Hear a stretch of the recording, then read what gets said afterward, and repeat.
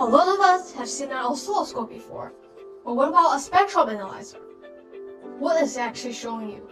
And why does it look like this instead of this? So here's what's going on.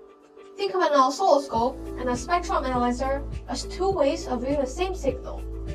The oscilloscope shows signals in the time domain, what the signal is doing with respect to time. And the spectrum analyzer shows the frequency domain, what frequencies make up the signal and their power levels.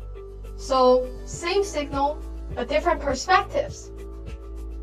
Let's start with the oscilloscope.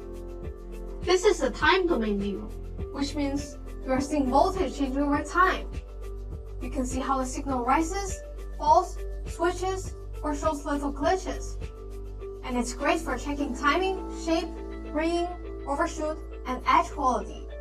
So if something happens at a certain moment, the scope is the tool that will show it clearly. And the spectrum analyzer shows the other side of the story, the frequency domain. It doesn't look at voltage over time. Instead, it breaks the signal into all the frequencies inside it and shows the amplitude of each one. Every peak you see on the screen represents a frequency component. The main tone, the harmonics, interference, noise, and sometimes signals we didn't even know were there. So spectrum analyzer is basically answering one question. What frequencies are present in this signal and how powerful are they? And that leads to why the screens look so different. On an oscilloscope, it shows voltage over time, so you see the familiar waveform moving across the screen.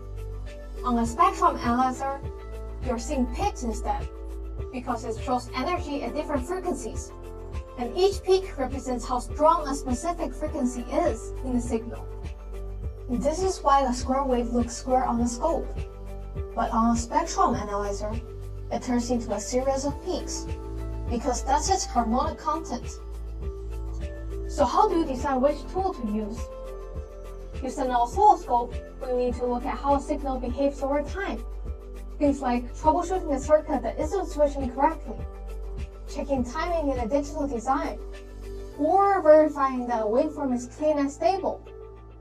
And use a spectrum analyzer when your question is about frequencies, identifying interference in a wireless system, checking the output of a transmitter, or tracing the unwanted noise in a design. And yes, some oscilloscopes include an FFT mode, which can give you a basic look at frequency content. But a dedicated spectrum analyzer is designed for the frequency domain, with better dynamic range, noise performance, and resolution. You can actually see the finer details that a simple FFT may miss.